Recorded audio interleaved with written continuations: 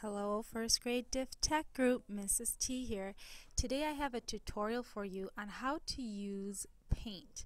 Paint is just an accessory that is found on our computers, and we are going to use paint to create a digital drawing for some of our projects that we are going to publish. So today I'm going to show you how to get to paint, how to use some of the tools on paint, and how to save.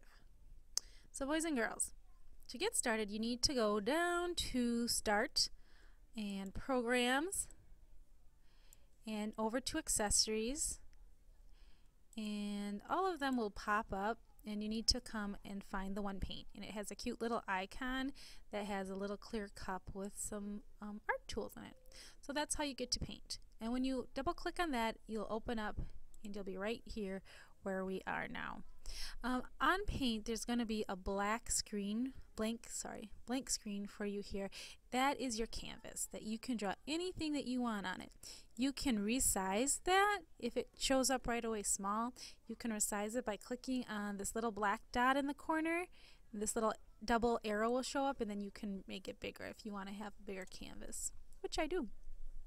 Okay, well, some of our digital projects that we are going to be using paint for, one of them is in our bird module. So let's say that I had to draw a picture of the bird that I did my report on. So let's think here. How could we do a drawing? Usually when we do a great drawing in first grade, we want to have not only the drawing of just a simple little bird. We want to have a background. So in this case that might be the habitat that the bird lives in, or perhaps the animal home. The bird's home might be a certain kind of nest that you learned about, but we definitely want to not just draw a bird, but we want to have a background. So one of the ways to fill in a lot of space is to use this tool over here, which is the fill bucket. So all you do is you click on that one to select it, and then you click the color that you want to use. So I want to make my background a sky color, a nice blue. So I'm going to pick this blue down here. Here are the colors to choose from, and it fills my bucket up with that. And all I have to do is bring my bucket to where I want it to go, and voila, it just changed my whole background that color. If I didn't like that, I could go back here, and it does allow you to edit and undo. Doesn't let you do too many edit undos, so you have to be careful with that. Stay on top of your drawing and keeping it how you like it. So here my background is filled out. Now the next thing is I want to draw, for example, a branch. So to draw a branch I could use some of my tools here. Here's a pencil tool, here is a paintbrush tool, here's some paint spray, here are lines and shapes. So perhaps I want to build my branch from a shape. I could select this shape and, oops, not working. Imagine that. Oh, that's because I'm still on blue. I have to change my color here. I want my branch to be brown. Now it should, there we go. Now it's going to give me a nice branch. Beginning. And let's see, I don't like where that is, so I'm going to edit and undo it. I want my branch to look like it's coming right off the side of my picture. So here's the start of my branch. And I want to fill it with brown, so I'm going to click on my paint bucket. Click brown, and voila, there we go. Now boys and girls, the thing to remember, anytime you want to fill a shape or part of your drawing, you have to make sure that it is a completely closed shape. So this was a completely closed rectangle. If there was even one little part open over here, it would have filled my whole page with brown. Here, let me do an example to show you that. Perhaps I wanted to do some drawing with my paintbrush to make this more like a branch. Now let's say that I wanted to make a little branch coming out like this, and I thought, oh, I'm gonna fill this in as brown. Well, here we go. I just need my paint bucket, and oh no, look what happened there. Everything went brown. Edit, undo. That's because this shape was not completely closed. So I do have to make sure that I am completely closing any object that I want to fill in. So here I go. Now hopefully it's completely closed, and I can select the paint bucket, and there you go. So there we go. You can choose different shapes right here that you want your paintbrush or your pencil to be. I want mine to be more rounded, so here we go. Because I want to make this look more like a branch, not so rectangular. Okay, but I have to make sure that I'm closing these spaces up. Then I should be able to fill them in like that. Okay, so this is my branch. I'm going to make it look more branchy, more like a branch. Okay, I'm kind of picky with my artwork. I like to do really good at all the things I do. I want to make these look more branchy, more like twigs. Okay, fill them in, fill them in, fill them in, fill them in. That's not going to fill in. Oh, see, edit, undo, didn't work. Okay, so here's the branch on my tree. Perhaps I want to add in some leaves. Maybe it's summertime. You can use this paint spray. This is another effect, and it's like a spray can. So maybe I can draw some greenery on my branch here to make it look like leaves on a tree. And the more you spray in, the darker or more dense it can be to make it look kind of like leaves. Okay, so I'm trying to make this look like a tree with leaves.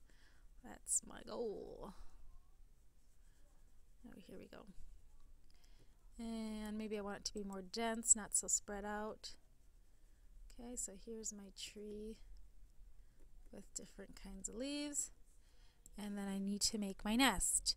Okay, to make my nest, I think I'm going to have to draw that one because I don't see any nest shapes. I see star shape, I see rectangular shapes, oval shapes. I think I'm just going to have to draw my nest. So I'm going to use a pencil to draw it. And I want to make it kind of dark brownish again and light brownish to add some more colors. So here's my nest. Okay, starting to draw it. If I want to fill it in, I have to make sure it's a closed form. I fill that in. Okay, so I need to make this look more like a nest. So I'm going to draw some lines like sticks. So here's my line tool right here. Here's a curvy line tool. Oop, that one's not curving too much, but I can make it curve for sure. There we go. I want to make it look like a bunch of sticks put together to make it look like a nice nest.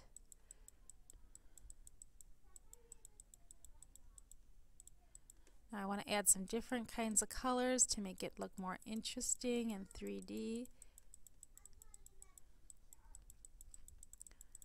There we go.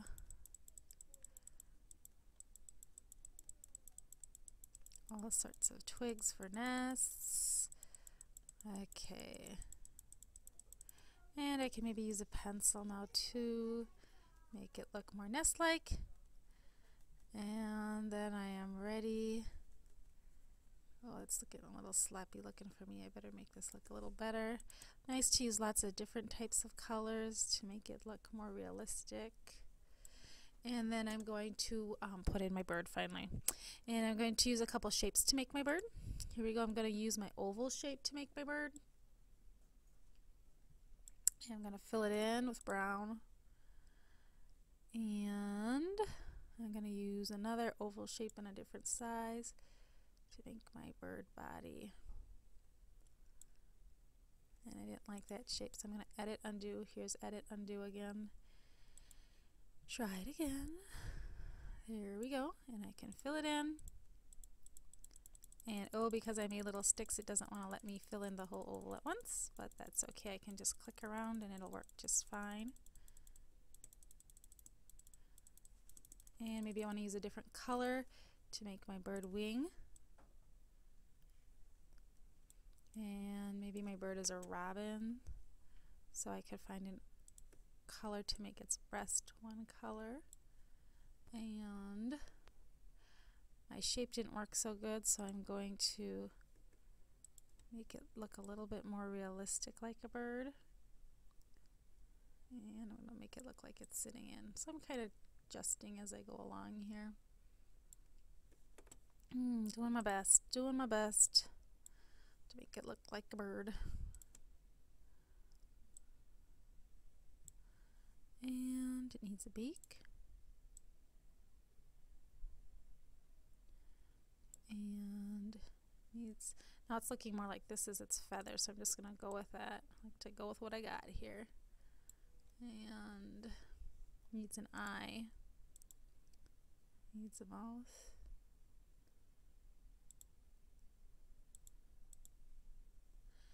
And oh, now my nest didn't turn out so great, so I'm going to adjust that a little bit.